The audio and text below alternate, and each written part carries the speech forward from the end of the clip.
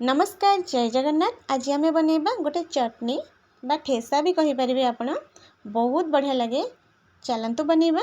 ये मु लंका नहीं देखु बड़ वाला लंका नहीं जोटा कि बेसी राग नुह छुआ मानकर सब्जी पड़ी था छुआ मान भी पसंद बेसी लंका राग वाला लंका नुह से तो मुझे बादाम नहीं देखु आउ रसुण नहीं बहुत सारा आम छोट छोट लंका तीखा वाला लंका भी नहीं ए बेसी राग वाला लंका हूँ छोट छोट और बड़ लंका हूँ कम राग। प्रथम आम कौन करवा लंका को सब एमती कट करना कहीं लंकाटा तेल रे पड़े फुटे तो आमर सेफ्टी आम लंका को सब एमती काटी नबा। मते जेबे भी केबे परिवा पत्र खाइबा को इच्छा हुए भल लगे पाटी की किछि भी भल लगे तो एमती थरे ये चटनीटा बनईकरी खातु बहुत बढ़िया लगे। रुटी सहित भी बहुत बढ़िया लगे आउ भात साइड रे खाइले भी पाटी को बहुत टेस्टी लगे। तो लंका को सब एमती काटी नबा बड़ लंका को एमती डेम्फ छड़े कि एमती मझिरु कट करी नबा सबतक लंका को एमती काटी नबा। आपण मानकु जदि मो रेसिपी पसंद आसे ताले लाइक शेयर सब्सक्राइब करबा को बिल्कुल भी भूलिबेनी। सबतक लंका को आम काटी नेले गोटे कड़ाई गरम करबा सेथरे आम तेल दबा सोरिष तेल देले भी चलिबो जेकोसी तेल देले चलिबो खाइबा तेल। तो ये आम लंका को पकई दबा लंका को पकईकी भाजवा से बादाम पकईदबा मीडियम आँच रे रखिए।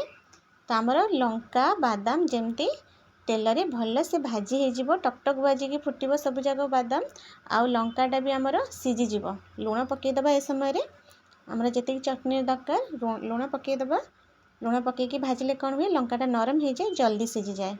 आमर ये बादाम भी भल से भाजी हो दरकार कड़क आउ लंका को भी भल से सीझा दरकार एमती भाजी ने 4-5 मिनट भितर आमर हो देखंतु आमर लंका बढ़िया से सीझीगला आउ बादाम भी बढ़िया से भाजी हो गला।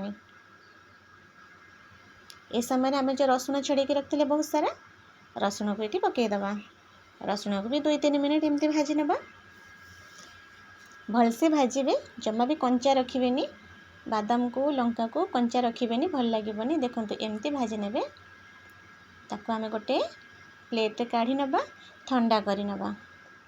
मु इठी गोटे मो पाखरे लेंबू नथिला टमाटर गोटे छोट टमाटरटे एटा ऑप्शनल अच्छी किंतु पकेले भल लगे गोटे छोट छोट टमाटरटा को पोड़ी नेबे पोड़ी की ता ऊपर छोपा चढ़ेकी ताको एमती कट कर नबा कि एमती रखी नबा।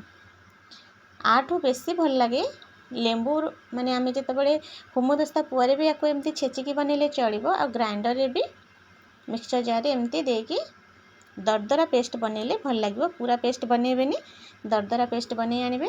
लेंबू जदि थिबो टमाटर जगह लेंबूर 2-4 ड्रप पकई देबे तो आहुरी टेस्टी लगे। आम दरदरा पेस्ट बनई आइले देखंतु पूरा पेस्ट बनइबेनी एमती दरदरा रहिबो। हुमदस्ता बड़ा हुमदस्ता पुआरे जदि छेची नेबे ना से आहुरी टेस्टी लगे। ग्राइंडर माने जारे एमती पेस्ट बनिया अपेक्षा आम हुमदस्ता पुआरे जदि छेचिबे बहुत बढ़िया लगे। तो देखंतु आमर पेस्ट बनीगला जमा भी प्लेन करेंगे एमती खद खदटा रहिले भल लगे। आपण माने भी एमती बनातु। रहुची जय जगन्नाथ।